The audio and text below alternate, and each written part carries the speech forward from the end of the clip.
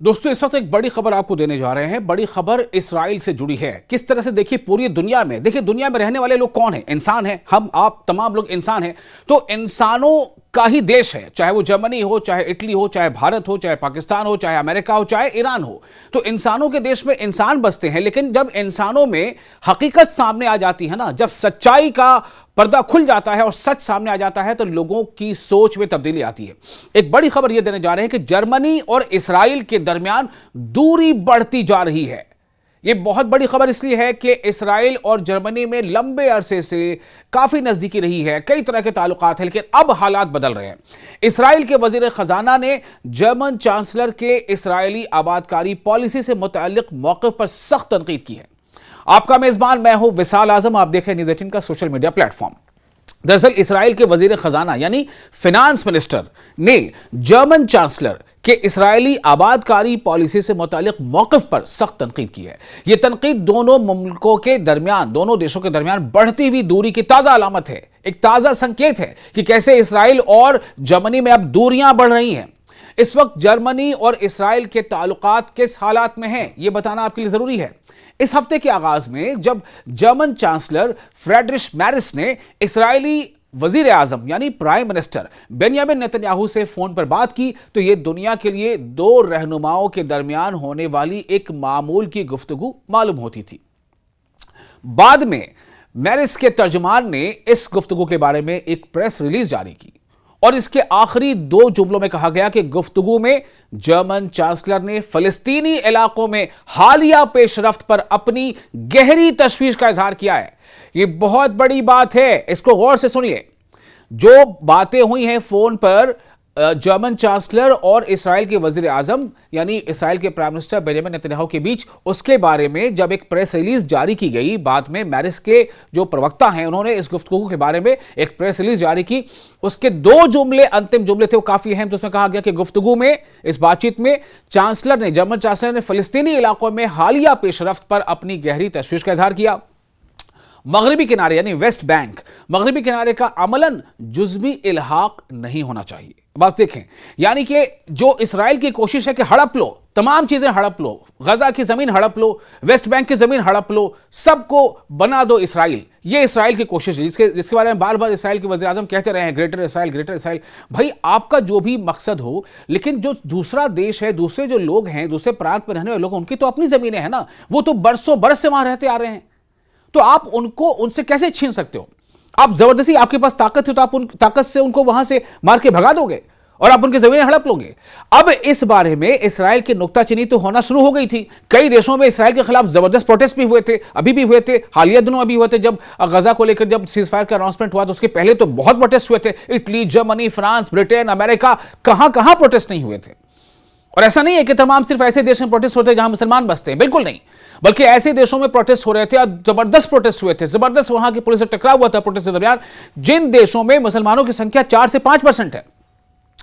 अब आपको ये बताते हैं, सोशल मीडिया प्लेटफॉर्म एक्स पर भी चांसलर यानी जर्मन चांसलर के अकाउंट से जर्मन और अंग्रेजी दोनों जबानों में यही पैगाम शेयर किया गया। क्या पैगाम था? कि मैंने वाजे कर दिया है, मगरिबी किनारे का अमली इल्हाक नहीं होना चाहिए। यानी इसराइल को जर्मनी ने यह बता दिया है कि वेस्ट बैंक का जो फलस्तीन का हिस्सा है, उसका इल्हाक इसराइल में, उसको आप जबरदस्ती इसराइल का हिस्सा बताना छोड़ दो। उसे इसराइल में मिलाने की सोच जो है आपकी, ये गलत है, इसे कबूल हम नहीं करेंगे। यह कोई नई बात नहीं थी। मिसाल के तौर पर जुलाई 2025 के वस्त में दोनों सरबराहान यानी जर्मन चांसलर मैरिस और इधर बेंयामिन नेतन्याहू, दोनों सरबराहान हुकूमत के दरमियान होने वाली एक फोन कॉल के बाद जर्मन हुकूमत ने कहा था कि चांसलर ने इस बात पर जोर दिया था कि मगरबी किनारे के इल्हाक की जानिब कोई कदम नहीं उठाया जाना चाहिए।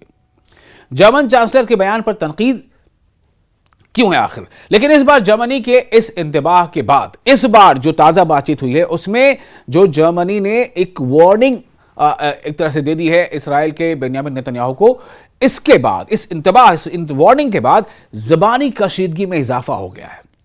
जब इसराइली वजीर खजाना किसे कहते हैं? बिल्कुल सही, फाइनेंस मिनिस्टर। जब इस्राएली वजीर खजाना बेजल स्मोट्रिच ने सोशल मीडिया पर बैरिस को सख्त तनकीद का निशाना बनाया, तो सोचिए जो जर्मन चांसलर है उनको निशाना कौन बना रहा है अपनी बातों से? इस्राएल का वजीर फाइनेंस, यानी वहां के जो मिनिस्टर हैं, फाइनेंस मिनिस्टर है वो। तो उन्होंने एक्स पर लिखा कि वो दिन गुजर चुके जब जर्मन ये तय करते थे कि यहूदी कहां रह सकते हैं और कहां नहीं।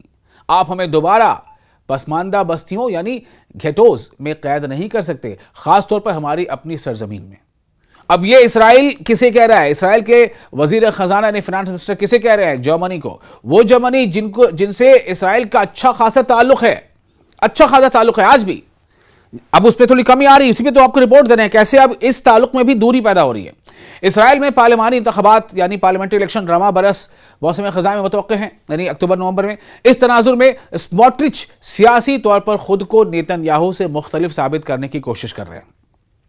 उन्होंने यह बयान इसराइल में होलोकास्ट यादगारी दिन से एक रोज कबल दिया। बढ़ती हुई दूरी का असल में मकसद क्या है, क्यों बताया सामने आ रही है बात? बढ़ती हुई दूरी एक इस्राएली वजीर की जानिब से जर्मन चांसलर पर यह गैर मामूली तनकीद दरअसल चंद हफ्ते पहले होने वाली एक और सिफारती कशीदगी यानी डिप्लोमेटिक कह सकते हैं उसको, एक दूरी की झलक थी। मार्च के आखिर में इस्राएली वजीर खारजा गिडोन सार ने इसराइल में जर्मन सफीर यानी जर्मन के डिप्लोमेट के उस सोशल मीडिया बयान पर सख्त रद्द-ए-अमल दिया था जिसमें मगरबी किनारे में इस्राएली आबादकारों की जानिब से फलस्तीनी देहातियों पर तशद्दुद का जिक्र किया गया था। क्या हो रहा है ना, वेस्ट बैंक में इसराइल ने वहां पर बहुत सारी नई बस्तियां आबाद कर दी हैं इन जमीनों पर। किन जमीनों पर? जो फलस्तीन की जमीन थी। और वहां जो बस्तियां आबाद की हैं उसमें जो सेटलर्स जिनको सेटल किया गया है, जो वहां रह रहे वो यहूदी हैं, वो क्या करते हैं कि इसराइली जो फौज है उसके सहारे से, उसके इशारे पर वहां आसपास के फलस्तीनी जो रहने वाले हैं, जो बरसों से वहां रहते आ रहे हैं, उनको निशाना बनाते हैं, उनकी गाड़ियों को टॉर्चर करते हैं, उनके घरों में आग लगा देते हैं, उनके लोगों से वो गाली गलौज करते हैं, उनको मारते हैं, धमकाते हैं, डराते हैं, सब कुछ करते हैं। और उसके साथ उसके ढाल किसकी रहती है? कौन उनके पीठ पर खड़ा रहता है? इसराइल की फौज। तो इसराइली फौज का सहारा लेके इसराइली यहूदी सेटलर्स आबादकार वो फिलिस्तीनियों को परेशान करते हैं। तो दुनिया ये जान रही है, खबर तो देखिए आजकल सोशल मीडिया के जमाने हर जगह खबर पहुंच जाती है। तो अब हर देश में जो लोग भी मतलब जो एक इंसान सही मानो जो बसता है जहां भी, जो सही, जो ह्यूमन है, जो ह्यूमन वैल्यूज को समझता है, वो लोग इससे बर्दाश्त नहीं करते, उनको ये अच्छा नहीं लगता। होते होते क्या होता है, एक दिन गुस्सा बढ़ता है, फिर प्रोटेस्ट होता है, सरकारों पर दबाव बनता है। नतीजा यह है कि इसराइल से कई सरकारों की दूरी अब साफ दिखाई दे रही है। हालिया हफ्तों में सोशल मीडिया पर होने वाली ये तल्ख बहसें सिर्फ ऑनलाइन माहौल की सख्ती नहीं दिखाती, बल्कि जर्मनी और इसराइल के दरमियान बढ़ती हुई दूरी की जानिब निशानदेही भी करती हैं। जर्मनी और इसराइल के दरमियान आखिरी मुश्तरका हुकूमती मुशावरत आखिरी 2018 में हुई थी। उसके बाद से दोनों मुल्कों के ताल्लुकात, रिश्ते में वाज़े सर्द बहरी देखी जा रही है, ठंडापन देखा जा रहा है, गर्माहट नहीं है। जर्मनी बार बार कहता रहा है कि मकबूजा मगरबी किनारे में यानी कि वेस्ट बैंक के जो एरियाज जहां पर इसराइल ने कब्जा किया हुआ है, वहां नई इसराइली आबादियां इंटरनेशनल लॉज के खिलाफ हैं, उसके विरोध में हैं, बिल्कुल उसके विपरीत हैं, अंतर्राष्ट्रीय कानून के विपरीत हैं। दूसरी जानिब इसराइली हुकूमत ने फलस्तीनी रियासत के क़याम के ख्याल को वाज़ेह तौर पर मुस्तरद कर दिया है। इसराइल का मौक़िफ़ क्या है? वो फलस्तीन को एक कंट्री के तौर पर मानने को तैयार ही नहीं है, जबकि फलस्तीन काफी लंबे अरसे से वहां पर बसा है। फलस्तीनियों ने ही वहां पर इसराइलियों को एक तरह से बसने दिया था जब वो भगाए गए थे जर्मनी से परेशान करके। तो हालात अब यहां तक पहुंच चुके हैं।